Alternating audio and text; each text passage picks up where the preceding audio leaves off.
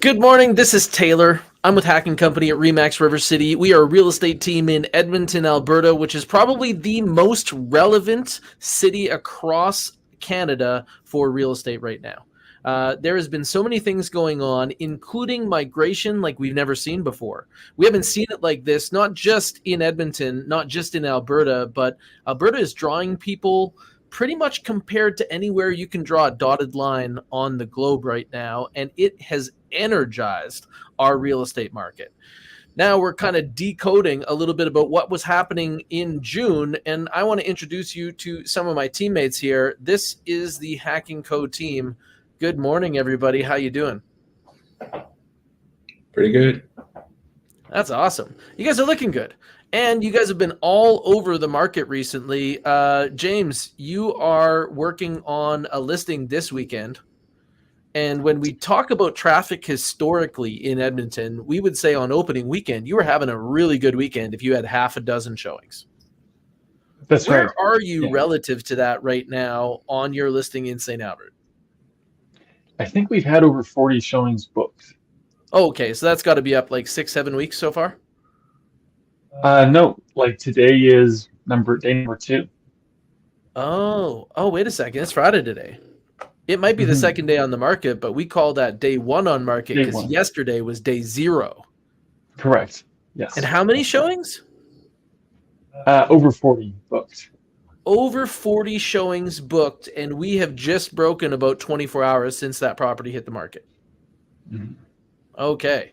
So that's something that's kind of interesting when it comes to the market. We're going to circle back to that, but good to see you this morning, James. Thanks. Anthony D'Souza. You've been all over the place. You've been driving here and there and everywhere, ended up on the south side, north side, St. Albert, Sherwood Park. What is one of the most interesting places that you've seen right now? Is anywhere surprising you as far as locations that you've gone on either how hot it is or how not that is? Yeah, Keswick in the southwest there is on fire. There is, it's a super desirable place to be. We already knew that, but every week prices on builder properties are going up. So we've seen $7,500 a week increase right now. And so if anybody you know is shopping for a new build, they better get on it quick because they're only going to be spending more money. That's a really good insight there, and that's something that I think a lot of people don't know is not only are the builders raising prices now, but that is about to go significantly further up. Like the government announced that they're going to do 30-year amortizations. They're going to make the payments lower on real estate. But are they going to make the payments lower on all real estate? No, just new builds. So just new builds are going to get 30-year AMs, even though other houses that might be in the same neighborhood competing for the same buyers are not going to get that advantage. So high five to the government. Whatever the builders have been paying them has been working, because now they are getting an asymmetrical gain because financing makes deals happen. And right now the government has juked it in the advantage of corporations against the interest of homeowners. Well done. That's our voting at work right there. Let's keep going on this. Jane, you were nodding when we were talking about builders raising prices. Is that something that you're running into? Yes. That definitely that what I'm go through, because like I have buyer looking at a townhouse, and like when the price we look at is only $368. And like just one day after, it's go up to $382, and they contact the builder and they say, yeah, they just increase all the price. So yes, the builder is like try to increase all the price in just 1 week. So if you want to buy something now from the builder, you better make it now. Isn't that crazy? Now, we were in that experience 2 weeks ago. I think that you and I were helping a buyer over in the Northeast, right? Went in, made an offer against another offer, multiple offers, and the builder, instead of accepting one or the other, they refused us both and jacked the price by 10 grand. Right. Whew, that's spicy. It is spicy, and it's crazy out there right now with the builder. Yeah, but the good thing was in that situation that the builder was actually underpriced, and we could tell that. So we were able to tell our client that as much as this is offensive to you, by the time you move into this place, you're probably going to gain some money. So let's just get past this and find a way to make this work. And it did work. Now, the other party, they ended up pulling out and bailing on that. And that meant that they had to go and shop around. And if they didn't have as much information as that we had, well, then they were just going to run into the price increases we already knew took place. So as much as that was kind of a negative experience, it turned out really positively because our client kind of knew how to play, and not everybody does that. Cordell, sure. How are you doing? I'm doing well this morning. And you have been out there fighting in the battles of multiple offers recently, and we've had kind of some interesting ones. Yeah. There's been a few where we've won by a hair. There's been others. I was with some clients the other day, and we actually ended up writing a bully offer because we didn't want to end up in competition. So the property was on the market 5 hours when they accepted our offer. So a lot of people don't even know what that is. Like, so is a bully offer just something that you like? Is it a different color paper? Like, how the hell does this work? So essentially a bully offer is an offer that would also stand in competition, but might not be the strongest one depending on how many people show up. But you write an offer that is a competition offer, but you put a timeline on it. So for example, our timeline was 3 hours, and they basically have to outweigh, if we stay on market and go into multiples, could we still get this result? Or should we just accept this offer now? And that's something that has been a new tactic that we've been seeing in the Edmonton area. So to lay this out a little bit more, you run into a listing and they tell you they're holding for offers. If they're not holding for offers, there's really no such thing as a bully offer. You can have an offer with a time clause, but it doesn't meet that. So if somebody says, hey, we're going to review offers on Monday, but now you write an offer today and say, actually, you only have 3 hours to review this, but this is a smoking offer, okay? This is a great offer, and you should take it. That's what a bully should feel like. But most people throw crap, right? Like when I get bully offers on my side, I see offers that have time clauses, but wouldn't even be competitive when we're going to go into competition. So I just invite them back.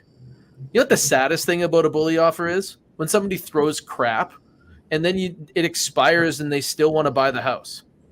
Like, if you weren't willing to leave, why should we ever have felt pressure from your time clause? You know what I mean? So I totally understand what you're saying. Like, it should be a competition offer. And the idea behind it is that you don't want to lose that house and leave it to chance that you're going to run into somebody who has like a better set of hand, like a better hand than you do in poker, right? And so just insulating that off is key. But man, some of the bully offers I've been receiving as a listing agent have just been sad, but you just won with one. So the people felt forced and they were excited to like kind of get into it. Yeah, absolutely. They actually listed on Canada Day. So it was listed at like noon on Canada Day. We were there by 1:30, and I was just like, talk to the agent. He said there was a bunch of showings booked. I could see in the booking like the scheduling program, that there was a lot of showings. And so I just told my clients, hey guys, we should avoid competition at all costs. You need this house. Well, this is how we're going to get it. Cordell's giving away all our secrets right now, using showing time to determine the traffic on other listings. And we also use specific tactics to mask that on the other side so they can't see ours. But understanding how to use these tools put you in a better position.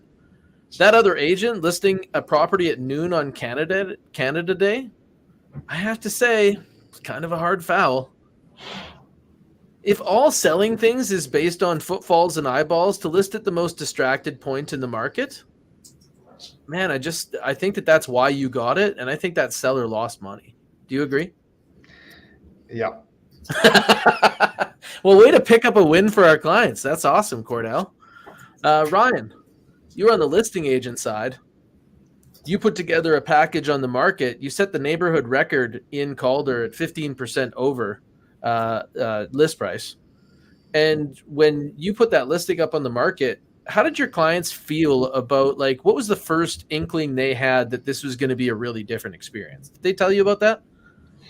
Yeah, they were definitely a little bit nervous going into things, but I feel like we kind of went a long way just sitting down and talking to them and letting them know that we do have a strategy, and we get results. We have a history of delivering for our clients, and so they definitely put their faith in that, and we had a great experience overall. Great experience overall, but at some point, I remember you coming to me and being like, "Yeah, they didn't think that this was possible." Like, was it when they had a dozen showings? Was that when they were like, "Oh my goodness"? Somewhere between the dozen or once we got up to about 50 in that first weekend, it was they knew something incredible was happening. So okay, so when you have 50 showings on opening weekend, that seller is going to have a huge smile on their face, right? James is trying to break the record right now, but I can't recall who holds it right now. Who is our record holder for the amount of traffic through a single listing on opening weekend? Tony, how many people did you have when you listed? What about that St. Albert listing? Yeah, we figured there was probably about 100 groups through when you factor in how many people came through the open houses. But I think Ryan has the percentage over list price record. Oh, yeah. So, but you were really close to that as well. And Ryan, do you remember how many groups you had through your listing there a couple weeks ago? Like, what was it like on opening weekend? Was it near 100? It was pretty close. I can't recall how many came in through the open house, but within the first 2 days, I think we had over 50. So it was definitely pretty close. Cordell, how are the other people screwing this up? Like, when they only have, like, I don't know, 10 showings on opening weekend, where did they make mistakes? Could be a few things. It could be price. They could be either priced right on the money, so right at where it should sell for. It could be overpriced. The marketing might not be that good, right? Like if the photos of a property don't intrigue you enough to go see it, you're not going to show up, right? Other things could also be when they listed, right? Did they list on a Tuesday? Did they list on a Wednesday? Did they list on a Monday? Right? Like all those things, because then people have work, kids, soccer practice, whatever it may be. And if you list a house in the middle of the week, it's going to be like a slow burn through the opening weekend versus blowing it up on a Thursday so that everyone plans to be there Saturday. And James, you actually had a couple of people hit you from the pre-marketing, right? That's right. Like one of the things we do is we have a very specialized listing launch system to maximize like how many people are aware of our listing. So even before the property got listed, I had people reaching out, asking questions. Different agents that we've worked with in the past were interested. And I even did some door knocking in the area and found somebody who had a relative who wanted to make an offer. So I was able to connect them with a teammate. So stuff like that goes a long way. That's fantastic. And there's so many properties that nobody knows about them until they actually hit MLS. In fact, those are the vast majority of properties. So having any coming soon marketing, as Cordell was mentioning, that's going to limit your opening weekend. If you list just when you feel like it, that's going to affect your opening weekend if there isn't actually a real plan behind it. And you also have to know how to play. Like Tony, I remember going with you to Vancouver in September. And we were talking to some of the agents there, and remember them telling us stories about this, about like they were selling us like 70, 75 showings on opening weekend. And we were blown away, having for the most of, the last 5 years seen like, yeah, we had a great opening weekend at 6. Like when we were talking to those agents, did you ever expect to see this happening here? I didn't, not at all. Not when they were talking about it, the sheer volumes that they were. Because a great opening weekend, you're right, was, if we got to double digits, we're like, oh, wow, that was awesome. And so seeing the results we're getting now, it's pretty impressive. And it definitely is, we're wondering kind of how far is this going to go? Yeah, especially since we're putting so much pressure into stretching it. Like, our clients need the best out there. They need the innovative ideas. They need us to go and use our RE/MAX network to get the best strategies and bring them home, right? And we were able to do that by finding those markets that were leading here, talking to our friends in Calgary as they were leading here, but also collectively, we went to Toronto in December. And I remember that was also eye-opening. And we were talking to agents about low inventory strategy, both to maximize those sale opportunities, but also they were telling us that the normal buyers in their marketplace were making 8 offers before they actually got a win. Jane, have you got to 8 offers with a client before you were able to turn it to a win? Yes, I experienced that. Woo, but that's not normal for you, right? What would you say is average? Average is about 2. Average me, it's 2 2, offers. Yeah. Mhm. Yeah. And that's incredible, since so many of your clients are coming from other places and they have to kind of adapt to here and learn a little bit about how this goes. Does every one of your clients listen to you? Like, when you say, hey, if you want to buy this house, we're going to have to do this, this, and this, and here's the market research that supports my information. And then they say, that's really nice, Jane, but why don't you put an offer in that looks like this? You ever get those people? Yeah, that's the reason why I experience like average is 2 offer, because the first one, they will do what they want and they understand that the market doesn't work that way. So the second offer, we got that. So yeah, that's how it's worked for me. But there's so many agents in our marketplace that are like 4, 5, 6 is what the average number of offers they're competing in until they win one. What are they doing wrong? I think the reason they do wrong because it's a lot of factors that affect that, but most of that maybe because of the price they go in is not right. And right now the market is hot, and a lot of multiple offer happen right now. And if you don't have the good strategy to go in, you might not get it. I totally agree. In fact, seeing it from the other side, when I see 10 offers, there's literally 6 of them that could have stayed home. We get 10 offers. There's 6 of them that have no clue what's going on, and they're going to probably keep writing offers until they find new agents. It's bad. Right. But Ryan, you had run into a place that was like mid negotiations the other day, right? So these people were mid negotiations. So that means that you got to like pack up and go find another house. It's not over till it's over. So could you imagine the other party's experience where they were in the middle of buying a house? I think that they had already come to a verbal agreement and were just waiting for signing. It was like that close to the finish line. How did it land? Who ended up owning that house? Yeah, our clients, they were in final negotiations, and our clients came in with a great offer, and ultimately we showed them we knew how to play and we were ready to work, and we were able to win it for our clients kind of in the final seconds of the game. So that was a total buzzer beater. I haven't actually seen it close more often, or I haven't actually seen it closer to the end than that, where you basically went in and snatched it from those people. Like, it's almost good that your name's not on the sign in front of houses that you do that on, because those people are going to look for you, But your clients needed a place to live. There weren't that many places to live, and we can't find one that's available. We're happy to take one from somebody else. But that's where the skill comes in, is like you don't get that many shots. So you really got to lay it out and take great shots.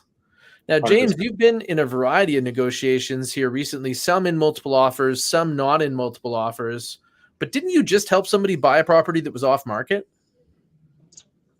That's right. Yeah, I helped this lovely couple from Ontario buy this condo that it had actually gone to market, but then they had to do a couple repairs, so they took it off market, and those kind of delayed. So it was just off market for a while. But I kept really good contact with the agent, and we ended up making an offer before they were actually going to be bringing it back to the market, and we got it at a really great price. And you would have never got that price if it would have been on the market. Not at all. Yeah. What a slip. And Ryan's working on one just similar to that right now. He's got somebody who's got a property that's off market, and we're trying to kind of like basically take it before everybody else knows where it is. Who knows of properties that are going to be on MLS but aren't on MLS yet? How many do you know of? Let's hold up some fingers. Yeah, I think I've got this many. Oh, Cordell's throwing balloons. That's awesome. It's like a hand gesture thing. So like between us, there's well over a dozen properties that are coming to the market that we know about that the public doesn't know about. They're not on MLS yet. And a lot of people don't understand that your net worth is your network, and being tied in to the market, the community, but also other agents is really key to having these success stories. So let's dig in a little bit and talk about our market. Jane, is this a buyer's market or a seller's market right now in general? It's totally a seller market. Totally a seller's market. You sound super confident there. Like we're seeing that if we didn't list any new properties right now, everything would be off the shelf. It would be like toilet paper during COVID in Edmonton in 2.1 months. I think 64 days and it's all gone. Right. So that's pretty tight. But that's not as tight as it has been in a couple of months, like a couple of previous months. Is this signs of Edmonton cooling? What's going on here? Just ebbing and flowing. It's pretty natural to see this type of progression happen as we don't get a long summer here in Edmonton. So when we start to get some nice weather and schools kind of let out, people's attention kind of changes. And so I think that's been the biggest reason for the market kind of, maybe not being as hot as it was the last 2 months. It's slightly more warm than it was hot, but I think it's still a great opportunity for those people that are looking to get in the market. I totally agree. The market seems to be just adjusting for going into summer. It's kind of following the same trend line. What would be normal this time of year is balance between buyers and sellers, that like 3.3 months of inventory. And here we are just coming out of 2 months at 1.8 months of inventory, and now just peaking a little bit over 2. So still quite hot. But when we're talking about sales, it's not hot all over, right? Like we have more sales than what's normal overall. We have more sales than what's normal specifically in duplexes, townhouses, and I can't even believe I'm saying this, apartment style condos. So is there a reason that it's like asymmetric like that, where like we're seeing these houses kind of on pace for what's normal over the last 5 years, but these other properties that normally are less expensive, duplexes, townhouses, apartment style condos, why are those getting more shine right now? I think a lot of it comes down to affordability. With all the influx of people moving here, prices are rising, and people are just inherently getting pushed out of price segments or property types, right? You can no longer afford the single detached, so you might be going to a duplex. But there's not a lot of duplexes on the market, and that's kind of a normal thing. So your next step down is townhouses, where there's still room for the whole family, but maybe there's some condo fees coming with it. That's a pretty good take. Anybody want to add to that? I think that they're moving here from places where they're used to living in high density. Like they're selling smaller places where they live now that cost way more and coming here because they're in financial need. They took on too much consumer debt. Their mortgage was owing so much compared to their value, and prices are curtailing down in these markets that they're leaving, like Toronto and Vancouver. And now they're coming here saying like, hey, what can we all live in? Like, we're not just looking to spend the money that we sold out of these other markets. We need to financially recover. So they're actually approaching these properties that are more often condominiumized than anything else. But I don't think that a lot of people realize that if you added all of the properties, like all of the apartment style condos that came to the market last month with all of the townhouses and the duplexes, well, that would be roughly the same amount as detached houses. Like detached houses are way more common in our market than anything else. But I can't believe what we're seeing when it comes to the number of sales that's happening in condos. But the other side of it is just as weird to me. Like right now, for every 10 properties that hit the market, we see like 6 leaving the market. But that's not really the same for detached houses. Like almost 8 of them leave the market for every 10 that show up. With duplexes, it's 9 out of 10. With row and townhouses, it's 9 out of 10 now. That market's emerging. But what a dog. The apartment style condos, it's still 6 out of 10. They're holding back the rest of the market. With this many sales going on, it can only be related to the number of new listings. And man, we got a lot of new condo listings. Like we set a record last month with almost 800. What are the people that own in condos saying to you guys about what they want or what their experience is? Why are so many people listing right now? Because they can make money, and usually the value of their places are at a point where they actually now have equity where before they didn't, especially if we were talking to them a couple of years ago. And so now they're like, okay, let's go. We need to get this place sold so we can get into a place while prices are still somewhat attainable. And they're not, even though we're telling them like, hey, if you can wait, you should wait, but they're way more concerned about what they're going to buy next and how further or out of reach those types of properties might feel. I could definitely see that. I think that so many people are just excited. They're just excited that condos can sell now. Like they didn't even understand what it was like before, where there was 11 sellers for one buyer in our market. That's what it was like during COVID here for apartment style condos. And those condos have just gone down and down and down and down in price. And now that they're leveling up and starting to go up, people are just relieved that they can get out of them.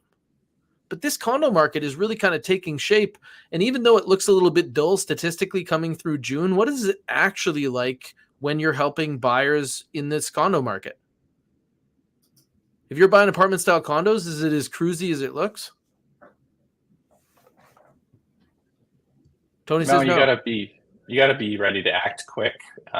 Be expecting to see, condo fees maybe a little bit higher than they used to be, but at the end of the day, when we're looking at what's happening in each condo building over the last 12 months, we're seeing, what used to be normal, like 25 to 30% of condos selling in a particular building and saying that's actually pretty decent.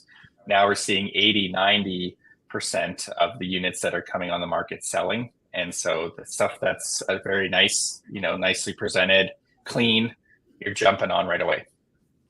I totally agree. And in some of those units, you look at the community, and James, I know you were looking at a few of these, and you see that some of them are selling like 75, 80%. And then you still find some that are below 50%. What do you think about when you see those ones? When they're selling below 50% in like the complex, you mean? Yeah, below, like for every 10 that show up, only 5 find buyers. Yeah, that's definitely a red flag because I guess one reason could be that maybe there's something wrong with the financial side of the condo corporation. And so maybe when buyers are getting condo doc reviews done, it's not looking good, and then those properties might not sell. Totally. Ryan, you saw this recently, right? You were lining up to go buy something, and then what smelled like smoke all of a sudden turned into a whole bunch of fire. What did you learn about that condo that your client was lining up to? That thing was like 230,000? Yeah, so there was definitely some questions when it came to the home inspection. We ran into a couple issues. 60 amp service on some of the kind of older electrical that would need to be updated. Potentially some evidence of like past leaks. So just a couple of things that kind of made them nervous. Yeah, that didn't make me as nervous as the assessments and the giant loan. Right. Yeah, so like the reason that they have 60 amp service is because their condo is broke. They just took out a $900,000 loan, and they did a door-to-door assessment for like over $1,000. But a lot of people don't understand that $900,000 loan has nothing, like isn't paid by that assessment. That's on top of the assessment. So that thing is a mess. And the people that you were lining up against, didn't they try to buy that place?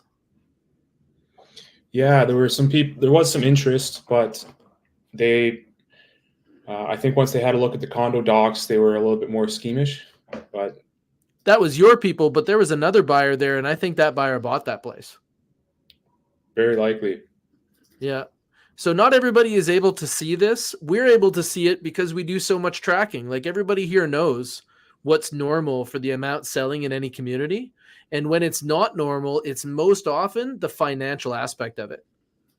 The people in there haven't been making good decisions. Buying a condo is about becoming part of a financial community.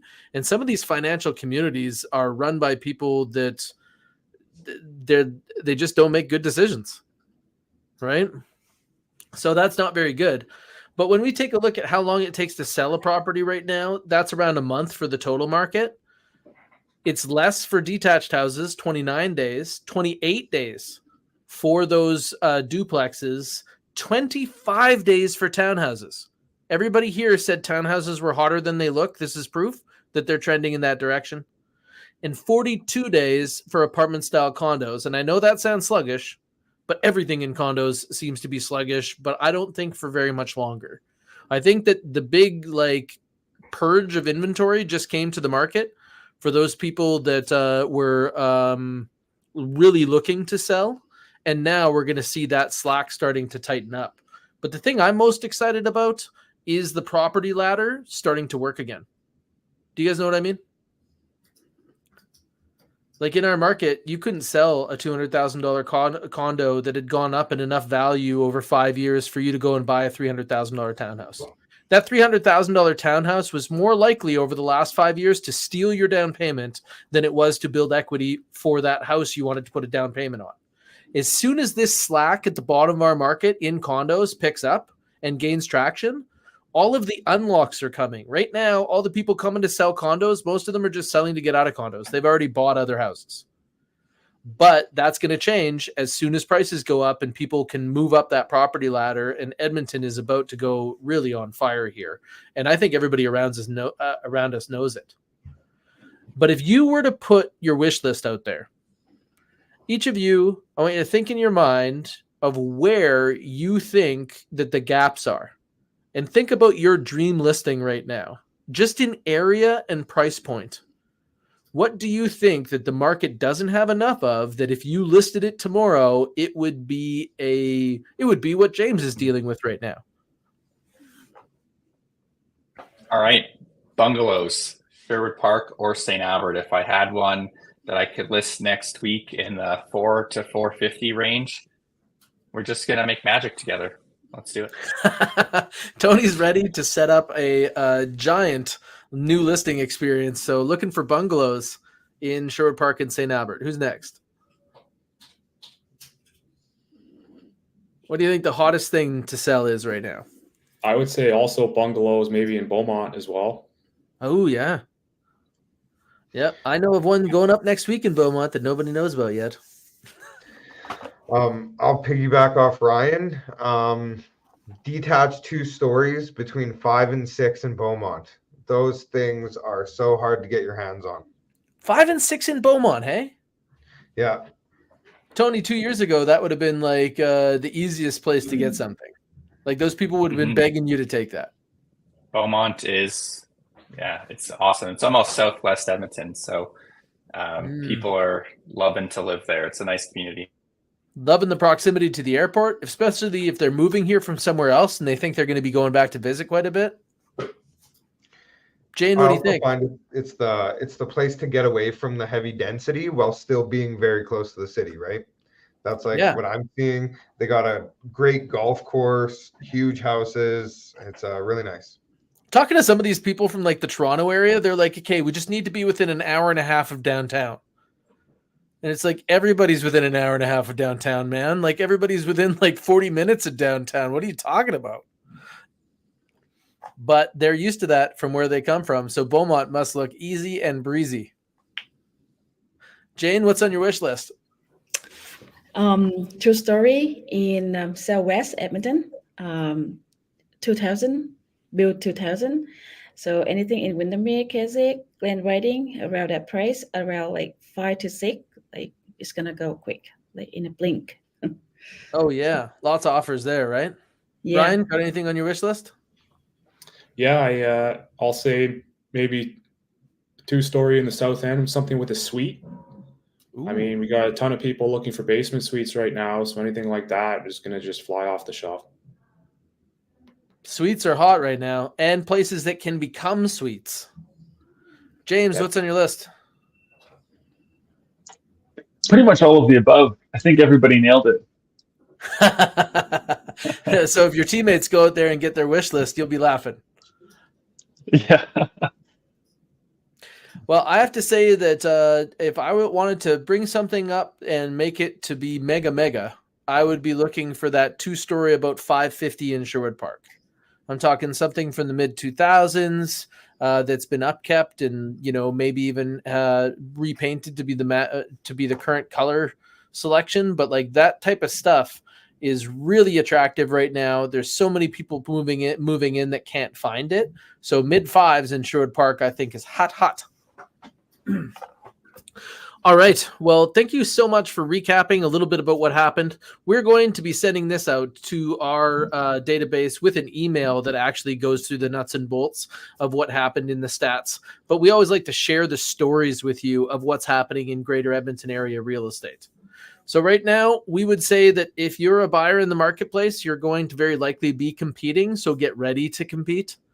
And if you're on the selling side, getting an offer isn't good enough. Taking an offer on day 0 is sad. Okay? This is a market to win in, and you got to be in it to win it. So if you're looking for a little bit more insight into our listing launch process that's setting records in neighborhoods across the Greater Edmonton area for the amount above list price that we're getting for people, well, you should definitely hit us up. In fact, if you know anybody looking to buy or sell, help them save themselves from a 3-star experience in real estate by referring them to the team that is the highest rated and reviewed on rankmyagent.com for the entire Greater Edmonton area. And you don't have to wait around. We've actually got Jeff on the phone right now. Like, Jeff is glued to the phone. We've locked him in a little box. All he can do is take your call, and you can get to him at 780-909-6770. That's the Fast Agent hotline. We don't want to leave you waiting for a call back from somebody else in this busy market. Thank you so much for joining us today. Really appreciate you guys and all you do for the people we serve. Take care. See ya.